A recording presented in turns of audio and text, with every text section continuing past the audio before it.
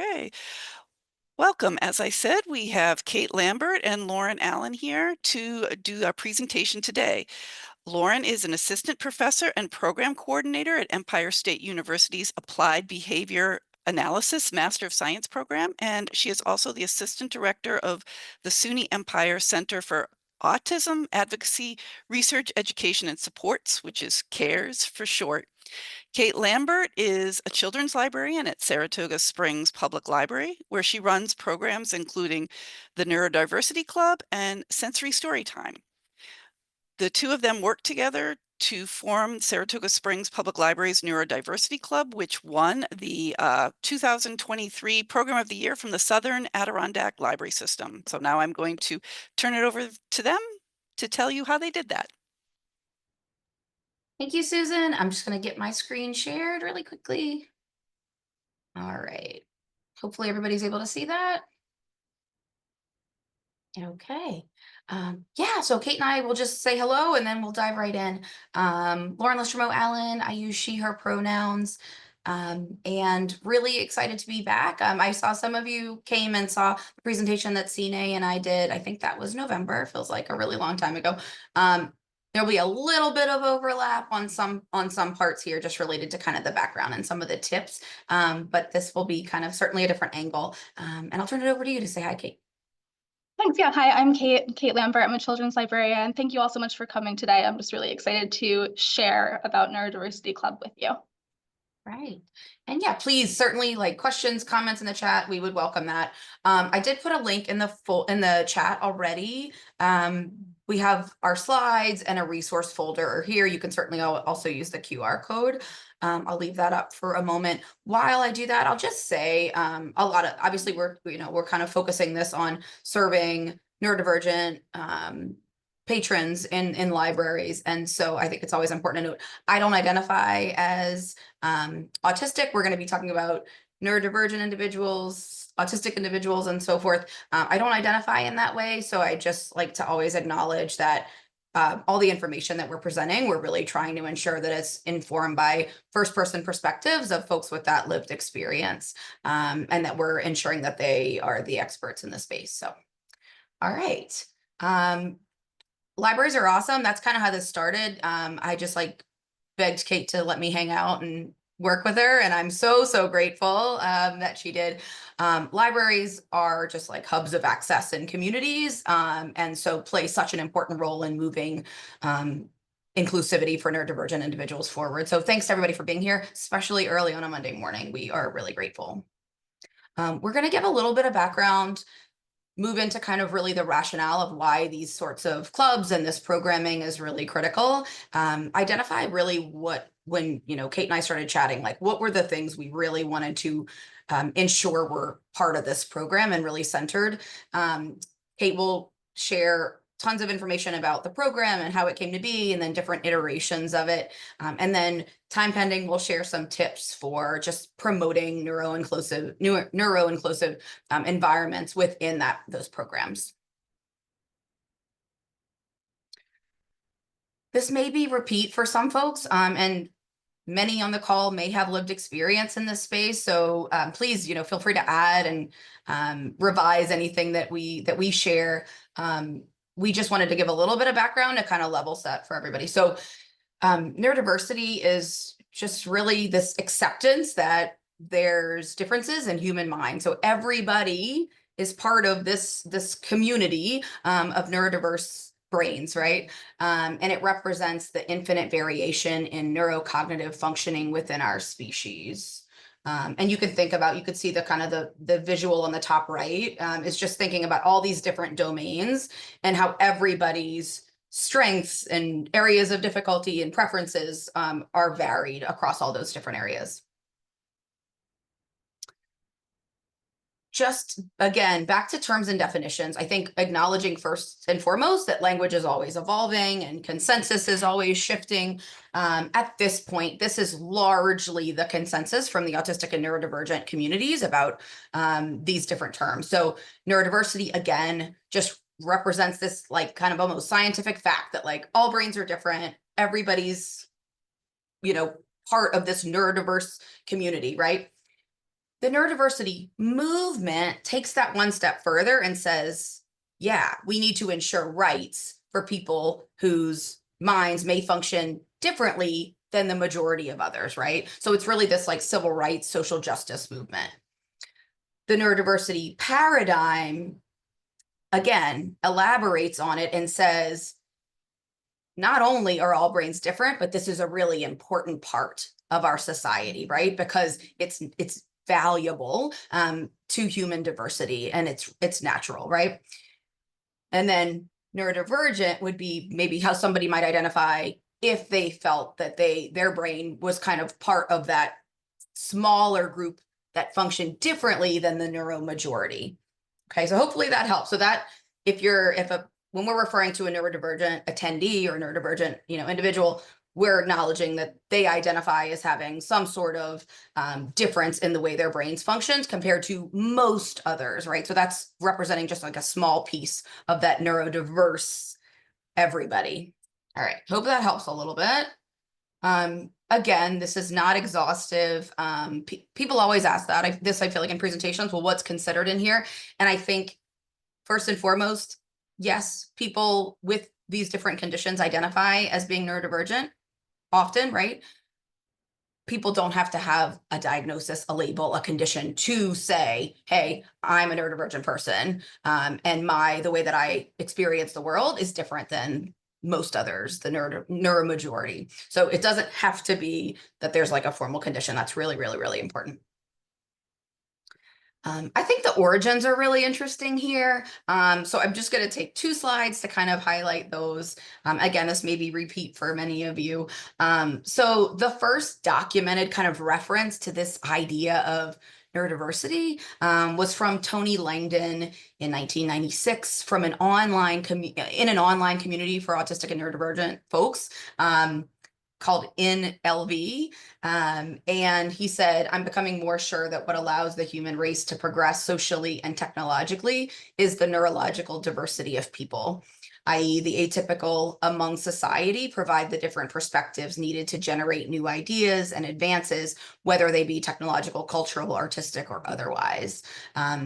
So really this kind of concept kind of emerged within these online communities, which is so powerful, right? It finally was like, it highlights, hey, we need to ensure that people have an opportunity to be with other people who have shared experiences with them, right? So the internet kind of allowed for that to happen. So folks were able to connect, across geographical boundaries with one another, and then come to realize, hey, like I perceive the world in this way that feels a little different and isn't always represented, and other people to be like, hey, me too. Let's kind of talk more about that, right? Judy Singer is probably who we hear more often about, right? So Judy Singer documented the term in her thesis, but it was informed by observations and interviews and conversations with folks from these online communities. And then the term neurodivergent and neurodivergence were really from Cassian, formerly Sibley, now Asasamusu. And that happened in the late 1990s, early 2000s. So just, again, kind of growing. And then recognition, I think, I always feel like Neurotribes by Steve Silberman, the late Steve Silberman, in like 2015 was a really big, introduction of that kind of some of those terms and concepts to like the mainstream kind of population.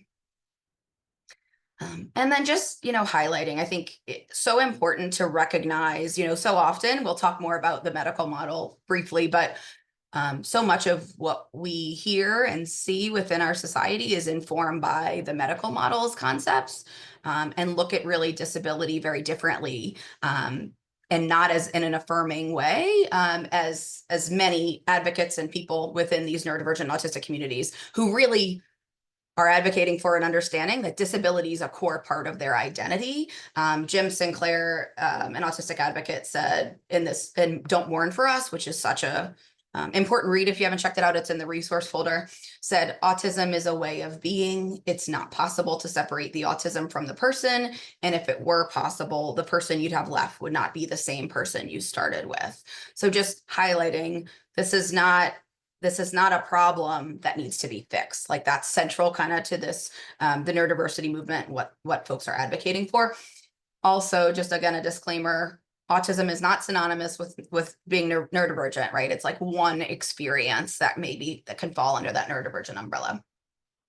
And then similarly, Lydia XC Brown's work is fabulous. Lydia XC Brown's an autistic advocate, attorney, does a million things in this kind of space. And Lydia says, when I say that I'm disabled, I'm not putting myself down, insulting myself, suggesting that something's wrong with me, or making a negative statement about myself. I'm staking a claim in an identity that's important to who I am as a person. I'm recognizing that my mind body function atypically. I'm not reducing myself to my disability, just as I'm not reducing myself to my gender or race when I say that I am genderqueer or that I am Asian.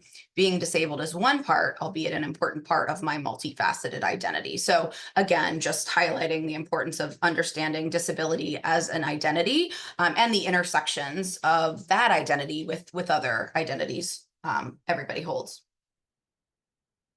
All right, so that kind of then takes us to why. Why is this stuff so important? Conceptualizing, again, disability as an identity and disability as part of the spectrum of diversity, right? Approximately 1 in 4 people to 1 in 6 people have a disability, making this group the largest minority group in the country and in the world, which is really important and not often acknowledged, right? And so understanding disability as a culture and the important aspect that plays in ensuring people with these shared experiences and shared values are able to connect with one another.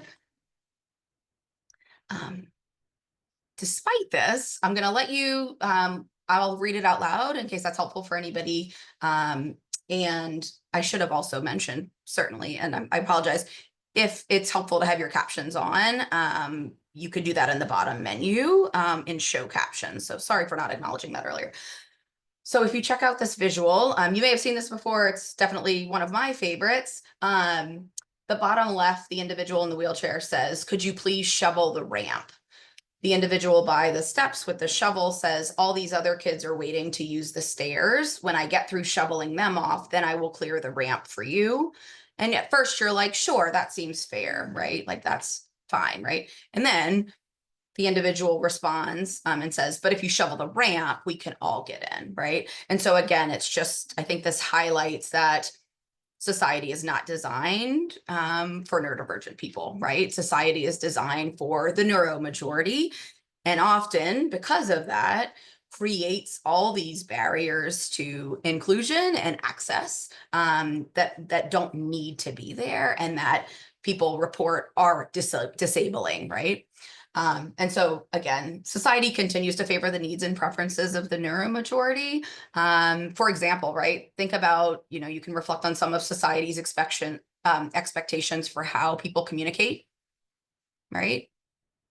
How people convey feelings and emotions. Sensory experiences, the way people should experience sensory, right? And if they don't experience it that way, it's weird, or why would they need headphones, right? They should be able to. It's not that noisy in here. It's not that bright in here. Why would they need sunglasses, right? Recreation and leisure. The things that I enjoy, why don't you enjoy, right? Why don't we all enjoy some things in the same way, right? Friendships and relationships, the way that I want to hang out with my friends or the way that I want to have relationships with others. Why wouldn't that be the same as everybody else, right? So again, this society kind of forgets that worldview is not universal, right? And that's really because so much of our society and our understanding of disability has been shaped by the medical model of disability. And that's because, right, often money and funding are reliant on medical model. And so that tends to be what's in the forefront. So in the medical model of disability, so the figure on the bottom left, that identifies the problem, quote unquote, as being within the disabled person, right? So they are confined to a wheelchair. Notice some of this language, right? And how it's value-based, value-laden, right? Confined to a wheelchair. They can't walk. They can't get up the stairs. They can't see or hear. They are sick. They're looking for a cure. That individual has fits. They need help and need carers, right? So very derogatory kind of perspective. And again, all the problem lies within that person who has the disability. On the other hand, as a reaction to the problems with the medical model of disability is the social model of disability. And I'll just flag, there's a lot of models of disability. We're not talking about all of them. We're just kind of highlighting these two. So within the social model of disability, social model, right? Society, others, the environment creates these inaccessible, these non-inclusive systems and spaces, right? So the problem is the disabling world, badly designed buildings. They don't have, stairs, not ramps, no lifts, special schools, few sign language interpreters, discrimination, inaccessible transport, no parking places, isolated families, poor job prospects, right? So just all these things result because systems and within society are most often designed for people that fall within that neuro majority, right? So we want to think about inclusion. So you can see the figures on the left, right? Exclusion, people with disabilities are kind of kept out. Segregation, they can be together, but not with everybody else. And then integration, they're with other people, but they're still kept within themselves as a group. And then inclusion, everybody's working cohesively together. And so we want to think within this programming about inclusion, because inclusion is so critical to belonging. And belonging is really important because it ensures that, if you belong, you feel that you are respected, you feel that you are safe, and most importantly, you feel respected and safe while you are being your authentic self. So you're not having to mask or camouflage, for example, and act in a way that you think society wants you to. You're able to be you. And while doing that, you're respected and safe. And so all that brings us to then what we were hoping to do and what we're really jazzed about, the core aims of Neurodiversity Club. For starters, it's really hard to find a more inclusive and accessible place than the library. So it's a perfect, and libraries in any context, right? Public, school, academic, whatever. It's a really great kind of starting place for creating opportunities and programs that really promote these ideas and these values. So our major aims, and Kate, please add anything you would like to this, was just to start with how can we create an opportunity for neurodivergent folks to be together with anybody else, right? With people of all neurotypes. But we wanted to be explicit that neurodivergent people are welcomed and we want you here, right? Promoting autonomy, this is really important. We didn't want this to be adult directed, right? So we didn't want it to be come here and do this very prescriptive thing and socialize in a way that we set expectations around, right? We wanted it to be come as you are, do what you want to do, just be here. We wanted to accept that things were gonna, the way people communicate and the way people have fun, it's gonna look really different, and that's great. And then finally, be authentic selves, right? Be authentic selves while also being respected and feeling safe, right? Anything you want to add there, Kate? And so thinking about whatever programming, whatever direction we move, we wanted to ensure that it really centered that neurodivergent attendee while welcoming anybody. Anybody can come, but we really want to ensure that we're thinking and centering the wants and preferences of neurodivergent folks. All forms of communication valued, understanding that there's differences in the way people convey their feelings and emotions, wanted to aim to promote inclusive sensory environments, valuing that all people enjoy, spending their time in different ways, and it can look different. And maybe I don't look at you and think you're having a great time, but maybe you are, right? So I'm understanding and accepting that. Valuing that all people, have friendships and relationships. And again, the way they demonstrate those and engage in those might look different than what society expects, for example. And so that brings us to kind of what we did. All right, Kate, I'll turn it over to you. Thank you. Yeah, so there are a lot of ways to approach programming for neurodivergent individuals, and I've seen a lot of great ideas from other libraries, but I'm going to talk about how we run our Neurodiversity Club in Saratoga, because Neurodiversity Club is a really simple and effective way to program for neurodivergent youth. And then as you grow your audience and get to know the kids and families in your community, you can decide if there are other programs you want to add to meet their needs. So after I tell you about how we run Neurodiversity Club, I'll also tell you a little bit about the programs that we've added more recently in response to our community. Okay. So when Laura and I decided to work together, we started by brainstorming our goals for the program, and we wanted it to be fun and provide an opportunity for kids to socialize and be themselves. And it was really important that kids had input and agency and that they could choose how they spend their time with us.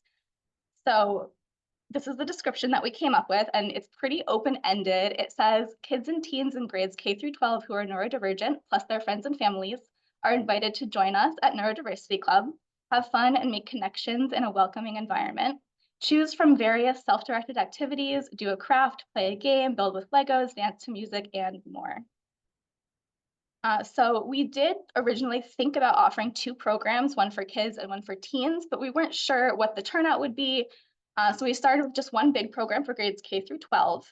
And we do ask for people to register for the program just so we know who's coming, since the age range is so broad. You know, if we have kindergartners and first graders signed up, I might pull out different materials than if we have middle schoolers coming. And then we have this cute little light bulb logo that our community engagement coordinator made for us. Okay. So Neurodiversity Club is a very inexpensive program to run because most of the materials that we use are things that the library already had. So we use Legos, Kiva planks, building blocks, any STEM sets and toys. I know a lot of libraries have STEM sets that someone bought for a program at some point, and now they just are gathering dust in the closet. Now's the time to bring those out. Play-Doh, coloring sheets, scented markers. Scented markers are very popular. Sensory stepping stones, liquid sensory tiles. We have this cool wooden balance beam, open-ended crafts. The open-ended part I found is very important. We are a library that buys a lot of those pre-made craft kits from Fun Express. And at first I was bringing those and they weren't really getting used. And so then I started just taking different craft supplies out of the closet for every meeting. So, you know, pony beads, perler beads, washi tape, scrapbooking stuff, just whatever you have. I pull out something different every time. And kids really like getting creative with those materials. Board games, music. You know, we just have an iPad with Spotify on it and we let kids choose the music. Then we have shaker eggs, bean bags, scarves, ribbon wands, all of the sensory manipulatives that you would use for story time. We bring those to Neurodiversity Club as well. Okay. So I wanted to take some time to just share some pictures so that you can get a sense of the activities we do and what the program is really like. We hold Neurodiversity Club in our large community room, and we push 4 tables together to make a table clump and spread out all of the tabletop activities like coloring, crafts, Play-Dohs, and games on the table.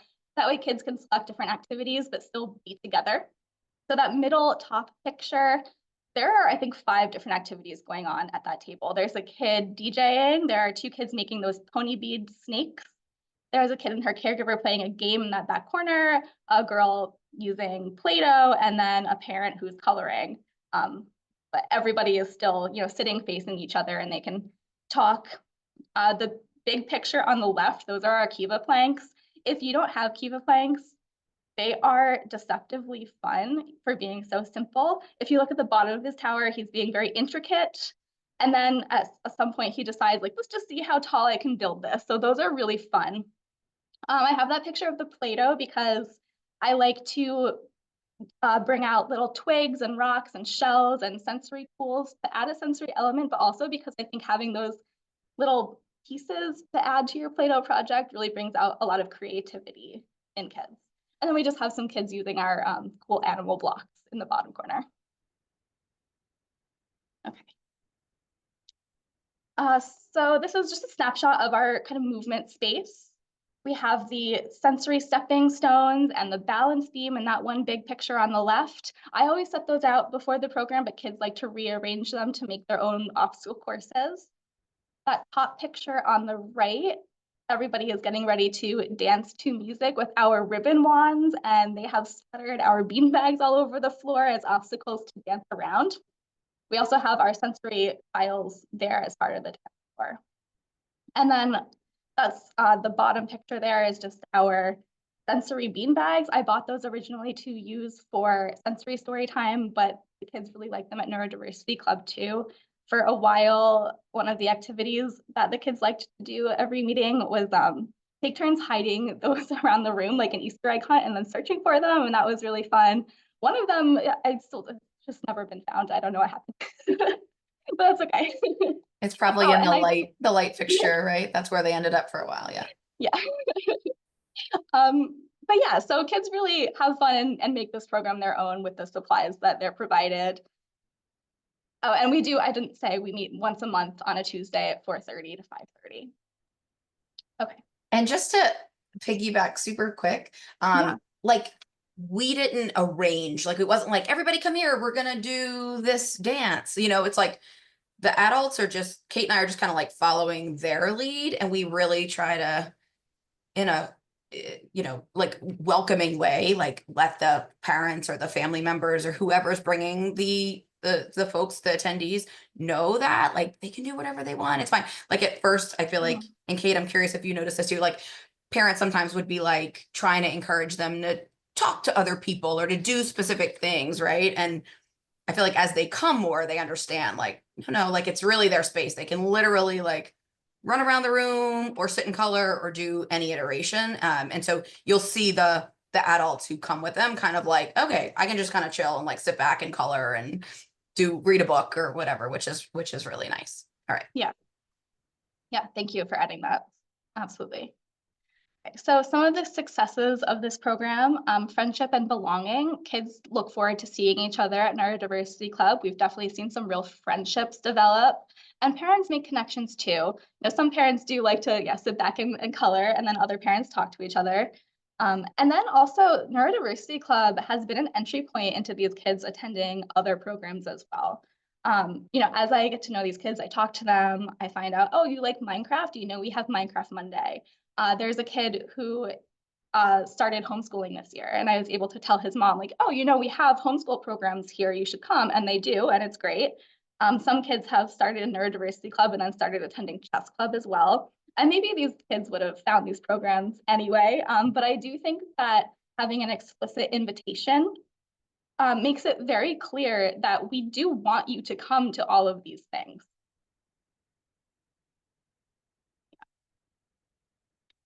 So some feedback that we've gotten, one mom said to me, this is a great way for kids to burn off some energy after school. You know, she was kind of like, oh, we come, my kids run around, I sit in color, we all go home and have dinner after, it's great.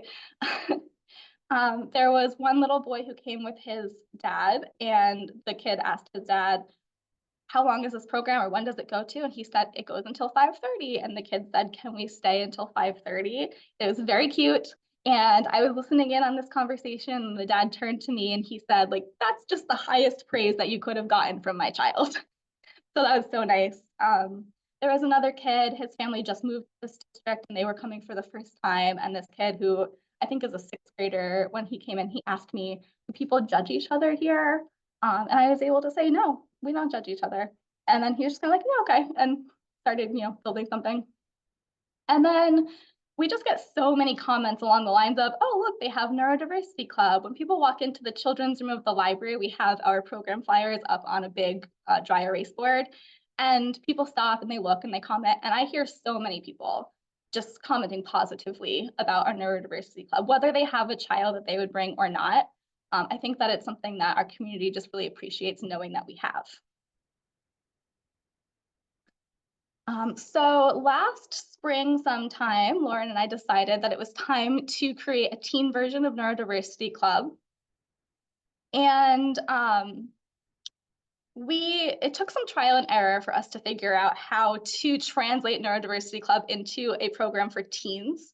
I'm just going to share that journey, that process with you. So we started with the program that we just called Teen Neurodiversity Club, and we pretty much used the same format as the original Neurodiversity Club, but we adjusted some of the activities to things we thought teens might like, with the plan to ask teens who attended what else they would like to see in future meetings. So here's our description. It says teens in grades 7 through 12 who are neurodivergent, plus their friends and families, are invited to join us for Teen Neurodiversity Club. They'll have Legos, tabletop games, and a selection of Minecraft and Pokemon themed activities. have fun, and bond over shared interests in a welcoming environment. So we did take registration for this, and we do allow caregivers to stay for this program if they want to, even though that's not something we normally do for teen programs. But we just figured, why restrict it? Some teens might feel more comfortable with a family member or need the extra support. So these are the Minecraft and Pokemon themed activities. So we had printable paper Minecraft blocks. I found those on Pinterest, and there are a couple different people who had them linked, so I'm not really sure of the exact provenance. I should probably figure that out since I'm a librarian. But we also had Minecraft and Pokemon polar bead patterns and Pokemon coloring sheets. There are a ton of printable coloring sheets and activities on the Nintendo website if you're ever looking for things. And this Minecraft sticker book, which I accidentally bought on Baker and Taylor because I thought it was a nonfiction Minecraft book, and then it was a sticker book. Oops, but we're using it, so it's fine. Plus we had board games, Play-Doh, and coloring sheets. So that went okay. But then we decided, let's go to the next slide, that teens have a lot of options, and maybe it would be better if we tried to offer a different high-interest activity at each meeting and advertise that meeting ahead of time. So last fall, this is what we did. In September, we made art out of air dry clay. In October, we decorated cupcakes for Halloween. That was a mistake because some kids have allergies, and doing a food program is not super inclusive to those kids. So that was a learning experience for us. That's okay. And then in November, we played games. We did tabletop games and video games on our Nintendo Switch. And in December, we made a winter scene in a jar. And we did have better attendance for these. I thought they went pretty well. So I have some pictures here. So this top picture on the left is from the air dry modeling clay session. That was really fun. It was actually really neat because the kid in the teal shirt makes his own EDM tracks, and he was sharing those with us. It was really fun. And the kid in the gray shirt was showing us drawings that he did on his phone.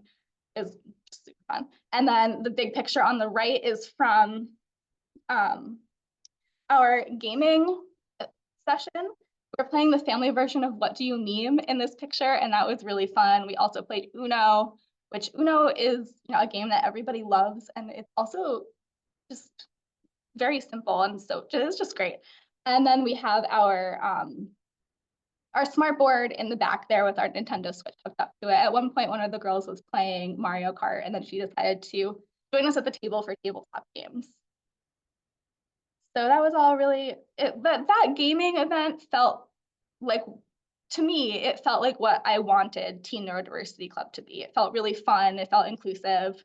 There was a variety of activities, and we had pretty good attendance that month. So then I had this idea that maybe what we needed was a rebrand. Maybe the name Teen Neurodiversity Club feels ambiguous or too sterile, or like, what even is that? So we decided to call it Neurodiverse Gaming Group. And we say teens in grades 7 through 12 who love gaming, whether on screen or IRL, because in real life. Join us to play tabletop games, video games, or relax and color in an environment that embraces and celebrates neurodiverse identities. Same thing, we're doing it once a month on a Monday after school. We're taking registration. We had our first meeting earlier this month. It went really well. So I have a picture from that. Here's all of the kids gathered around playing Mario Kart together. We did mostly just play video games at this session, but I'm hopeful that we'll also do some board games. I also brought back some of those original Minecraft and Pokemon activities from the first iteration of Teen Neurodiversity Club. So yeah, I'm excited to see how this program continues to grow. And then we have one brand new concept that we're starting. Our first meeting is next month, so I can't tell you very much about it yet, but we have a new program coming up called Kids Build, Caregivers Connect. And this program is something that grew because it's something that parents were asking for. And the idea is that kids are going to, build with Legos or Magna tiles or blocks, and then the parents and caregivers get to sit and chat and connect with each other. So where Neurodiversity Club is more kid focused, this program is a little bit more focused on the caregivers as well and helping them, chat and share ideas and form a community. So it says the description: neurodivergent children in preschool through grade 6 who enjoy Legos, Magna tiles, blocks, and more join us to build and create an environment that embraces and celebrates all neurodiverse identities. While kids build, parents and caregivers will have opportunities to connect with each other. So I hope it goes well. I've already talked to a couple parents about it, and I'm optimistic. And I think, just to highlight, I think certainly caregivers do and can connect at the other sessions. There's something to just being really explicit, right? It's like we always hear that, like, if your company values DEI, say it in the job description. It's kind of like that for these programs, right? Like, certainly neurodivergent kids can attend any session at the library, right? But when they really like, people want you there, you're more likely to go. And same thing. So this is the idea of like being really explicit about the caregiver connection piece, so that caregivers walk in, they kind of know, oh, I'm like, this is totally normal. I can absolutely talk to other families and see what ideas or, what coffee they like, So I think there's just something to being really explicit in the titles and in the descriptions. Okay. Yeah, thank you. Okay, and then finally, I just wanted to quickly share some of our other programs that we do at the library for neurodivergent individuals. These are not affiliated with CARES, but we do a sensory story time. So I do sensory story time once a month on my Saturday, and my coworker Laura does it once a month on a Thursday evening. And I don't really have anything, new or insightful to add about sensory story time. Everything I know about it, I learned from webinars and workshops, but it is a really fun story time to run and people really like it. So I definitely recommend trying it if you're not already doing it. And then one of our adult librarians here, Katie, runs a program that she calls Escape Room Downtime for Adults. And what she does is she just opens a teen room on Monday mornings when school is in session. So there are no teens there. And she invites neurodivergent adults to come in and just use the space, play games, do crafts, puzzles. We have a sensory cart. There are computers in there. And she reports that when she first started doing this about 2 years ago, she would maybe get one group of adults every week. And now she usually gets about 20 people every week, every Monday morning, enjoying this space. So that's been a really successful program here at the library too. And I think that's what I have. Awesome. Thank you, Kate. Let me check. Yep. And then Renee, your comment in the chat, such a good one. We actually, so again, the last one, I think it's Kids Build, Caregivers Connect. That was really born from like one of the attendees, one of the moms of a child who comes to Neurodiversity Club, being like, I want more, I want to talk to other parents, I want to connect. So again, these ideas are really kind of informed and shaped by the community who is already attending the programming. At the university, one of our university students who's local to the area said, I would love to think about a club or a group for adults. So hopefully that's something we can kind of collaborate on as well in some other shape. I'll also add at the university, just in case this is helpful for others, and this might be the shape it takes here, who knows, but we are starting based on information from the College Autism Summit. We had some autistic and neurodivergent student groups at their universities, and they were sharing kind of like ways that events they hold, some of their programming.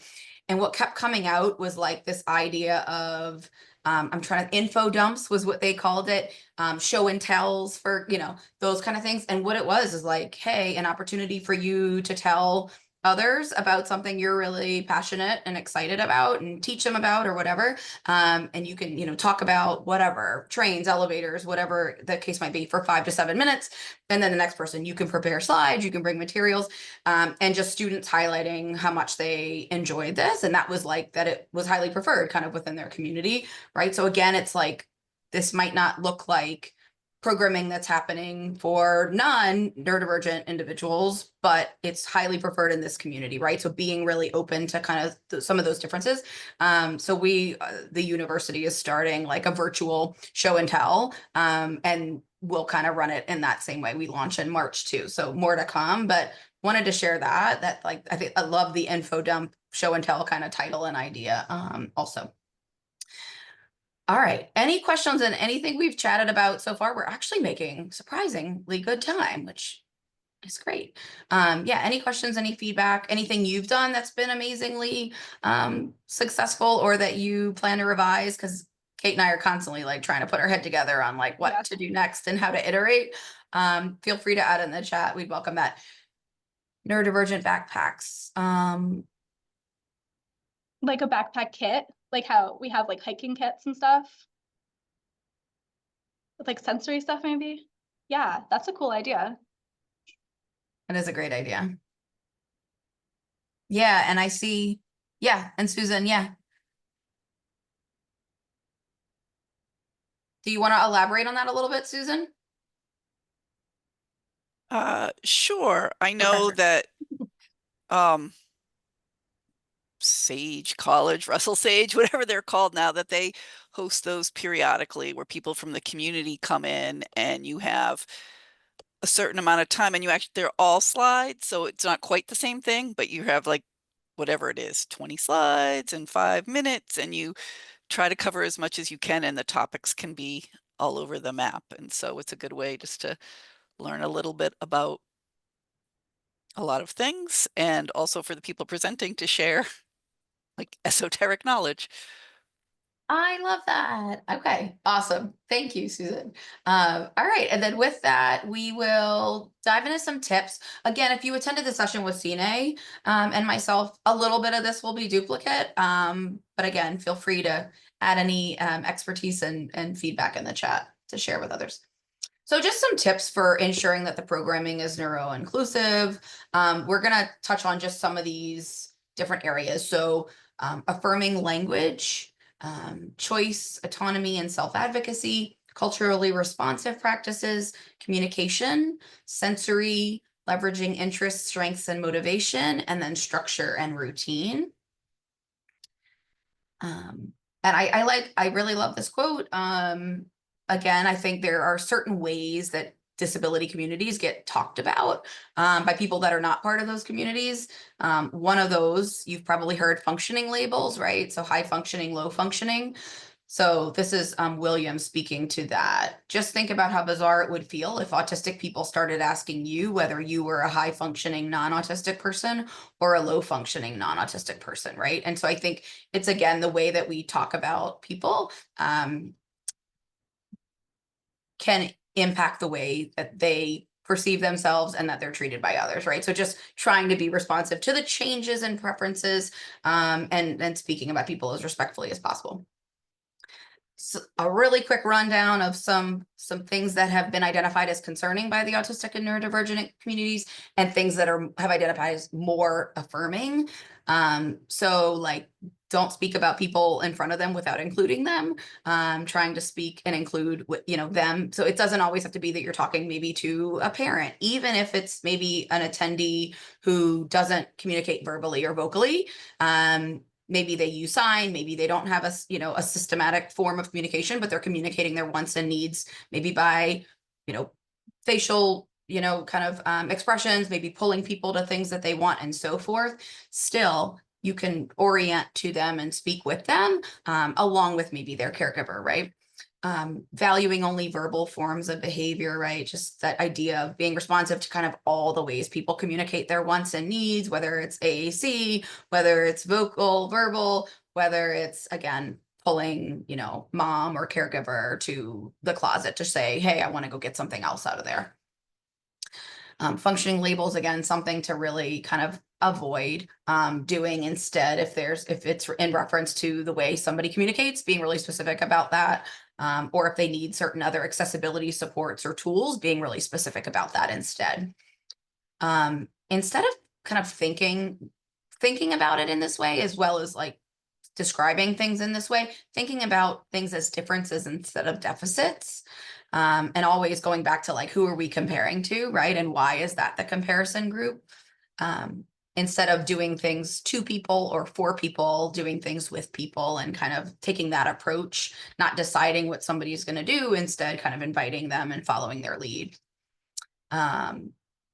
Again, describing people as maybe nonverbal if they don't communicate in verbal ways. Instead, the communities that said it's more preferred to describe them as non-speaking or non-vocal, or specifically as an AAC user if they use, you know, a form of augmentative and alternative communication. Again, thinking through, instead of like maybe focusing on the challenges or the deficits, right?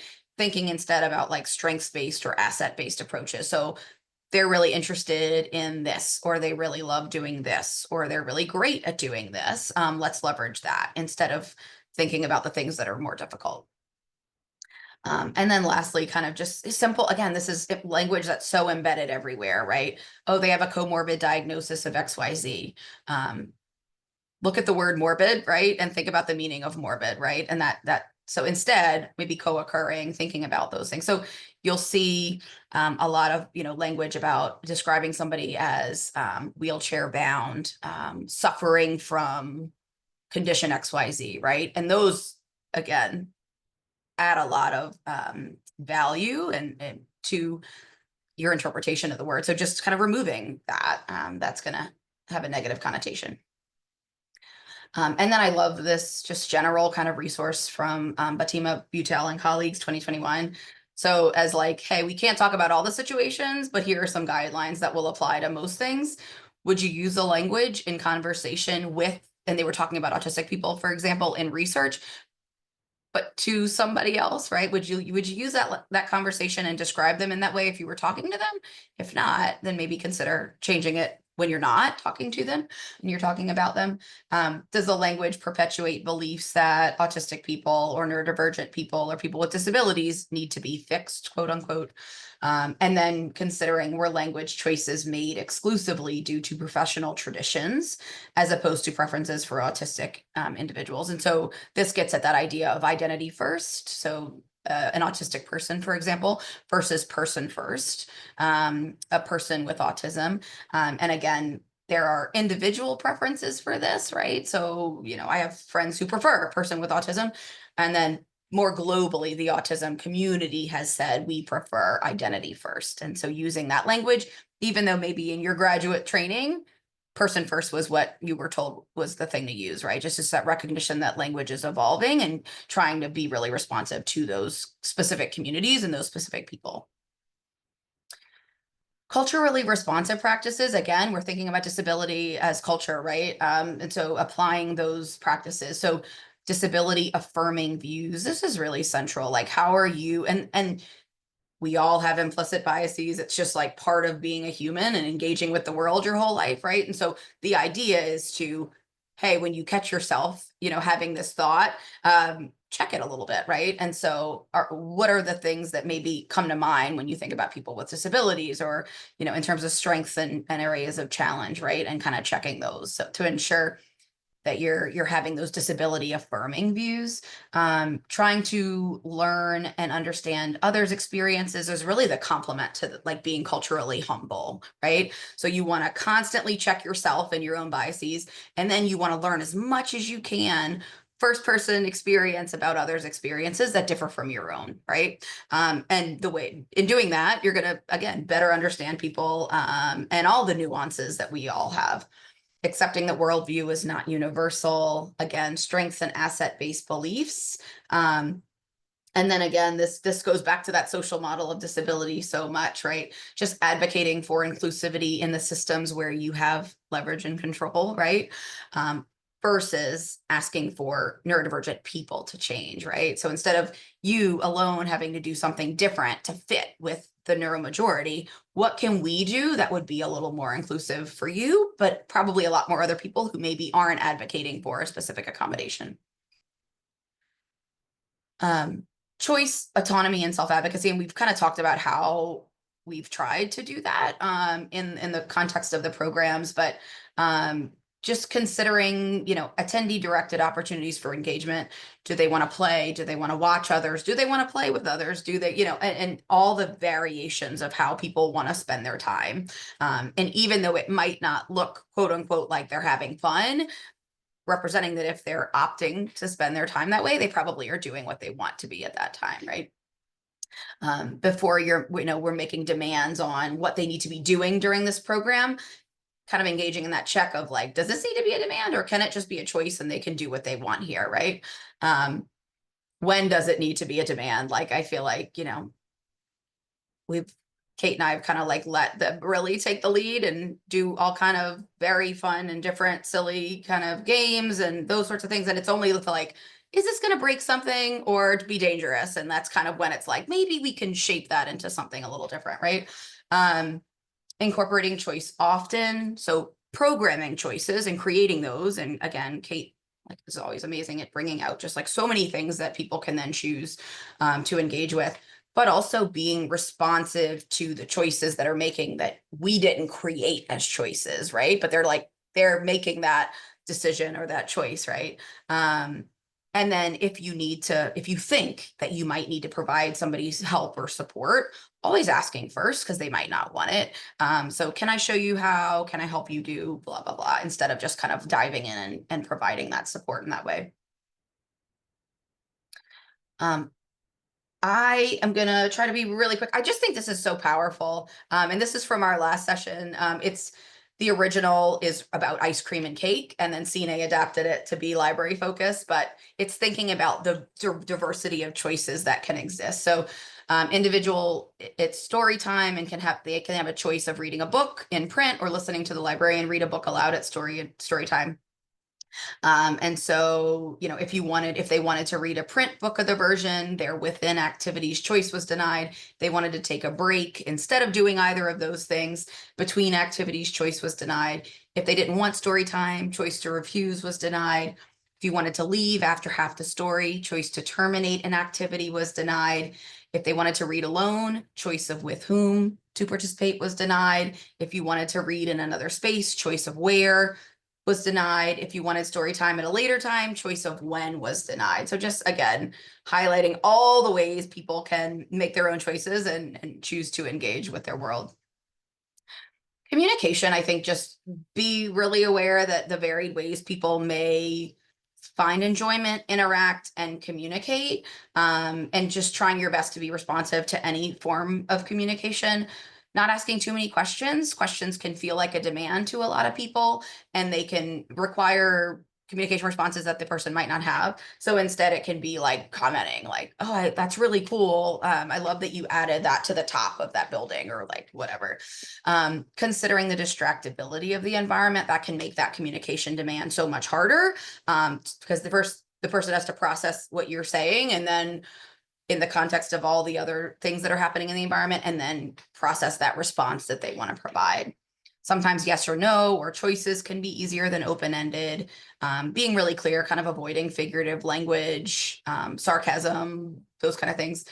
If it's something that is a little more structured, maybe that agenda can be provided in advance and or previewed early on. And then where it would be supportive, supplementing auditory information or instructions with visual or written forms. Always the idea, if it's an individual with language differences, just saying less, saying what you want to say, but in a simpler, more concise way, and then slowing down. So if they don't respond right away, don't go in and repeat, because that kind of starts that processing time again. In terms of sensory, just be really considerate of like the brightness of the lights, if it's an excessively noisy space, strong smells, crowds, lines, things that require waiting, temperature, really hot, really cold. And just be aware that those kind of sensory experiences are going to have an impact on communication and learning and engagement and those sorts of things. If it's a really big event that you're maybe hosting, consider if a quiet space or sensory room would be an option to kind of supplement with. being responsive to early indicators that somebody maybe wants to exit or take a break or what have you, being welcoming and accepting of sunglasses, hats indoors, could even have some of those available, headphones, earplugs, all those sorts of things, and then welcoming. And you can, again, even though this might be something that like you're totally fine with, well, sure, anybody can stand up in this, while I'm reading the book and move. If we don't say that, they might not think that they can, or their caregiver might not think that they can. And so the caregiver's gonna be like saying, sit down, right? So often when I'm in like big rooms of presentations, I'll even say, this, we might be kind of long, take a break if you need to, move your body however you need to, if you want to sit on the floor, if you want to stand, like, whatever's going to help you enjoy your time here. And so just being really explicit about that can clarify those expectations. Leveraging interest, strengths, and motivation.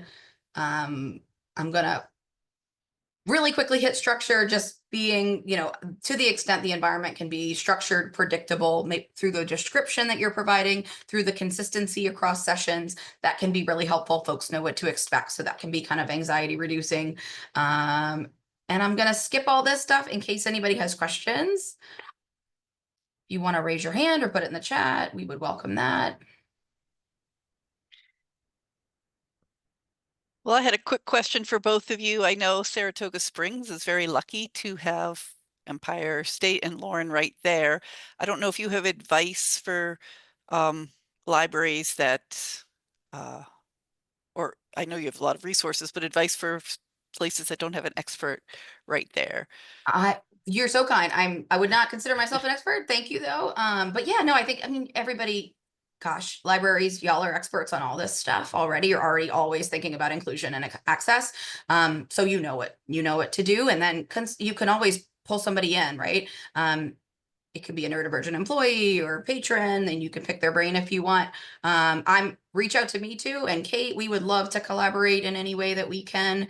But yeah, y'all already know, how to do all this stuff. It's just, I think like it's the nudge of, hey, maybe you could do this. That sometimes can be helpful. Yeah, and I know it can feel intimidating coming from someone who like maybe doesn't have a background in working with neurodivergent individuals. It's okay. You're a librarian and that's your job, is to be a librarian, and people aren't expecting you to be more than that. And they're just going to be really happy that you're offering something for them.